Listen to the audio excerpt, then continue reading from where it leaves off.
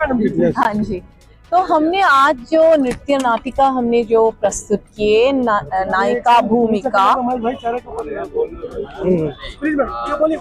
जो नायिका भूमिका हमने आज जो परफॉर्म किया वो गुरु रविंद्रनाथ टैगोर जी के 100 साल पहले लिखे हुए कहानियां हैं।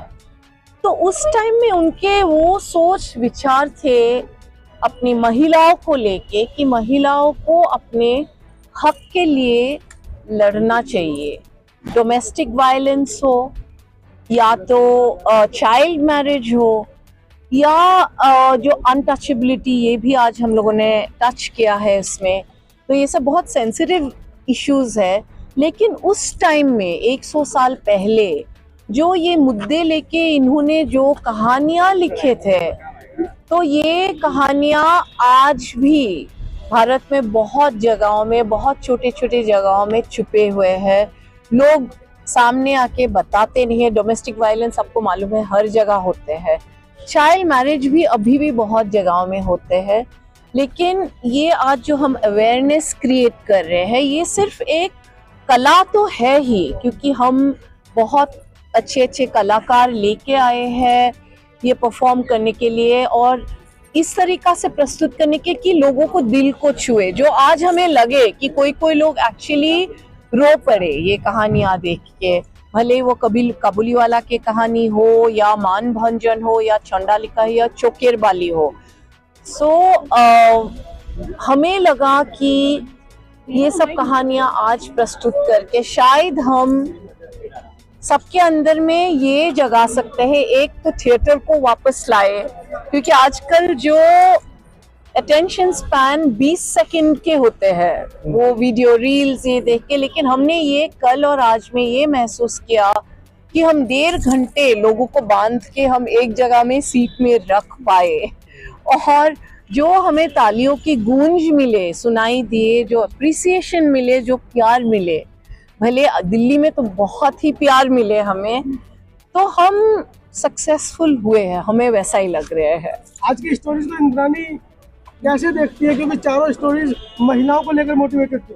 जी, तो मैं यही तरीका से देख रही हूँ कि जो इनके थ्रू जो मैसेजेस है, जैसे हमने बताया कि हम बालक विवाह या जो विधवा के साथ जो अभी भी बहुत जगह में होते हैं कि जो उनको नॉर्मल जिंदगी जीने की इजाजत नहीं है, या जो हमारे अभी भी अनटचेबिलिटी बहुत जगह में है, एंड डोमेस्टिक वायलेंस, ये चारों मुद्दे ये हम 4 स्टोरीज में, तो मुझे तो बहुत अच्छे लगे ये आज कि हम प्रेजेंट कर पाए, लोगों तक पहुंचा सके कि 100 साल पहले अगर गुरु रविंद्रनाथ टैगोर के सोच उतनी ऊंची थी, उतनी फॉरवर्ड थिंकिंग थे, तो आज की महिलाओं को भी ये चीज अपने स्टैंड लेना चाहिए। और वो सबसे बड़ी बात है, गुरु रविंद्रनाथ टैगोर मेल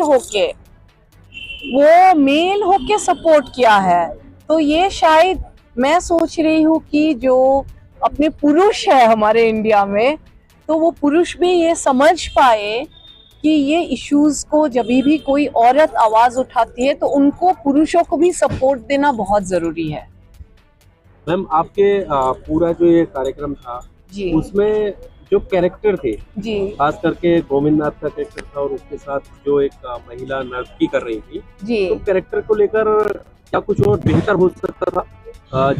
जिस तरीके से जो पुरुष अट्रैक्टिव जिस तरीके से लग रहे थे, तो महिला का जो रोल था, क्या उसमें कुछ चेंज आ सकता था? देखिए, ऐसा कास्टिंग तो हमारा डायरेक्टर्स हमारे कास्टिंग करते हैं, लेकिन हम नॉर्मली थिएटर जो स्पेस होते हैं ना, हम उसमें ज़्यादा परफॉर्मर्स देखते हैं, तो उसमें अलग अलग लोगों के अलग अलग नज़रिया होते हैं। तो अभी हमारे ये सिर्फ सेकंड शो है नायिका भूमिका के, तो जैसे जैसे हम आगे शोज करते जाएंगे, हमें और भी फीडबैक मिलते जाएंगे, हमें समझ में आएंगे कि कैसे क्या ये करना है। लेकिन कास्टिंग हमारे सब डायरेक्टर्स ही करते हैं। तो मैं प्रोड्यूसर हूँ, एक मेरा रोल है प्रोडक्शन का, दूसरा रोल है मैं परफॉर्मर हूँ इसमें। तो उसका आगे तो ये तो आप एक्चुअली डायरेक्टर्स से पूछने से ये सवाल आपको ज्यादा उसका रिप्लाई वो दे सकते हैं। वो मेरी बुद्ध के कैरेक्टर को भी आज यहाँ पर दिखाने की कोशिश की गई है। सॉरी बुद्ध जी यहाँ पर जी उनके चरित्र को भी दिखाने की कोशिश की गई जी है, जिसका बखूबी बहुत बेहतरीन आप लोगों ने प्रदर्शन थैंक यू और थैंक बुद्ध के यू। देश में आपने जो ये आज कलाकृति किया उसके लिए धन्यवाद। क्या सोचा था कि इस एक्ट को हम क्यों करें, क्यों रखते हैं? एक्चुअली ये जो चौंडालिका जो कहानी है उसमें जो ये आनंद जो बुद्ध का जो डिसाइपल है ये प्यारे शिष्य बुद्ध के रहे। जी वो कैरेक्टर रविंद्रनाथ टैगोर जी ने ही रचा था ये कैरेक्टर। तो हमने ऑब्वियसली या यही कैरेक्टर को हमने यहाँ पे पेश किया। वो भी बहुत अच्छा परफॉर्मर है जो नीलू जो परफॉर्म किया है। तो और मैं उस ये में बहुत युवकों को भी यंग जनरेशन को मैं ये मैसेज देना चाहती हूँ कि अभी जैसे हमारे मैं इसलिए इनको लेके आई, ये अभी भी चाइल्ड आर्टिस्ट है, साड़ी पहन के आई है इसलिए बड़ी दिख रही है। तो ये 6 साल की उम्र से वो टेलीविजन में आप लोगों ने देखा होगा कुल्फी की रोल करती थी ये। हाँ तो आज अभी ये 15 इयर्स की हो गई, जैसे मैं बोल रही हूँ अभी भी चाइल्ड आर्टिस्ट है। लेकिन ये बहुत इंटरेस्टिंग है कि इतने साल से टेलीविजन में होके भी अभी जो नई जेनरेशन है वो थिएटर की तरफ काफ़ी आकर्षित हो रहे हैं। तो ये बहुत बड़ी बात है। And you may want to say something Aakriti? मैं सवाल लेता हूँ जी आपने एक छोटी बाल वधू का आज प्ले किया, आप क्या उसको कल्पना कर सकते हैं कि आज से 100 साल पूर्व जिस कहानी को लिखा जा रहा था बाल वधू की, उसको आज भी इस देश के अंदर दोहराया जाता है? आई थिंक बहुत सालों पहले भी ये प्रथा चल रही थी एंड अभी भी बहुत छोटी छोटी जगह पे कुछ गाँव में अभी भी ये चलता है। बट हमारा ये मोटिव है कि हम सोसाइटी की तरफ इस चीज़ के ऊपर प्रकाश डालें और सबको ये बताएं कि ये प्रथा सही नहीं है और इस चीज़ों को हमें सपोर्ट नहीं करना चाहिए। तो आई थिंक ये हमारा बहुत स्ट्रॉन्ग मैसेज है सोसाइटी की तरफ कि ऐसी चीज़ें जिससे वुमेन को बहुत हार्म मिलता है या फिर उनके साथ सही नहीं होता है, अनजस्ट होता है, उसको हमें हमेशा मना करना चाहिए और इसको रोकने की कोशिश करनी चाहिए। आप तो क्योंकि बड़े महानगरों में है, एजुकेटेड है, लेकिन गांव देहात तक ये खबरें नहीं पहुंच पाती है, क्या उन महिलाओं को मैसेज देना चाहेंगे?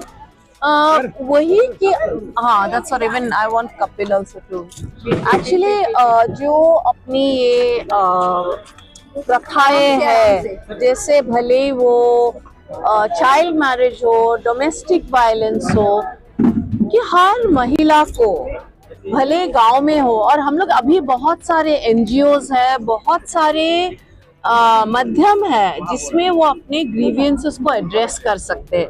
लेकिन जो अपने साथ किसी के साथ भी बुराई हो, हक के लिए तो लड़ना जरूरी है। वो बनता उतना तो बेसिक फंडामेंटल राइट है कि अपने हक के लिए लड़ो। तो चाहे दुनिया एक तरफ है, आप अकेले खड़ी हो, लेकिन आप एक आवाज अगर उठा सकते हो कि आपके साथ गलत हो रहे हैं तो उसके खिलाफ आवाज उठाओ। यही मेरे संदेश है अपने सब भाइयों बहनों के लिए जो महानगरों में नहीं है, और जो हम ये उम्मीद करते हैं कि ये जो हमारा नृत्य नाटिका है, जो अपने जो आज अपने जो देखे कि हम छोटे छोटे गांवों में, शहरों में भी लेके, जो छोटे छोटे शहरों में भी हम लेके जा सकते हैं, और शायद हम जाएंगे, ऊपर वाले की कृपा है तो हम जरूर जाएंगे। बहुत जी, एक सवाल आपसे। हाँ जी। एक कामयाब पुरुष के पीछे महिला का नाम, महिला का हाथ होता है, आपके पीछे तमाम कलाकार है सैकड़ों की संख्या में। क्या सोचा और क्या संदेश देना चाह रहे हैं? प्रगति विचार लिटरेचर फेस्टिवल जब हम कंसेप्चुअलाइज कर रहे थे इस साल, तो हम कुछ ऐसा करना चाहते थे जो थोड़ा धमाका करे, और इंद्रानी जी और मैंने बात किया कि हम ये रविंद्रनाथ टैगोर जी के बेस्ड शोज दिल्ली में लेके आते हैं। आपने बात किया नारी शक्ति का, नारी शक्ति महानगर के अंदर दिल्ली में एक अलग कहानी है, आप दिल्ली से बाहर जाएंगे, छोटे शहरों में जाएंगे तो बहुत ही अलग कहानी है। तो हम चाहते थे हम इस शो को दिल्ली में लेके आए, मुंबई में ये बहुत सक्सेसफुली हो रहे हैं, हम इन्हें दिल्ली में लेके आए, दिल्ली में आके इनकी थोड़ी सोच बढ़ाएं और अगर दिल्ली में अच्छा परफॉर्म कर पाएंगे तो हम और शहरों में भी जाके इन शोज को ले जाके परफॉर्मेंस करना चाहेंगे। और लिटरेचर फेस्टिवल था, Rabindranath Tagore ji, a theatre performance and somebody like Indrani coming in, who is a very very dear friend. तो इससे अच्छा कुछ हो ही नहीं सकता था। तो आई थिंक इस शो को लोगों ने यहाँ पर आके पिछले 2 दिनों में तकरीबन 2500 लोग इस लिटरेचर फेस्टिवल पे और इन शोज पे आए हैं। दोनों शोज 100% फुल रहे हैं। हमारा टू बी फेयर, जब हमने कंसेप्चुअलाइज किया था, हमारा इमेजिनेशन नहीं था कि ये शोज में इतना अच्छा हमें रिस्पॉन्स मिलेगा। तो I am super happy and सारे दर्शकों का, सारे मीडिया का और ऑफ कोर्स सारे आर्टिस्ट का। 31 लोगों की टीम मुंबई से दिल्ली आई है। आई थिंक दिल्ली के थिएटर सीन में ऐसा बहुत ही रेयर होता है कि इतना लार्ज प्रोपोर्शन के अंदर एक ट्रूप मुंबई से या कहीं से भी ट्रैवल करके दिल्ली आए और एक अच्छा परफॉर्मेंस करे। आपका भी धन्यवाद कि आपने इतना अच्छा शो मीडिया के माध्यम से दर्शकों तक पहुंचाने की कोशिश की। धन्यवाद, thank you so much. We will be back with more and bigger very soon. Thank you so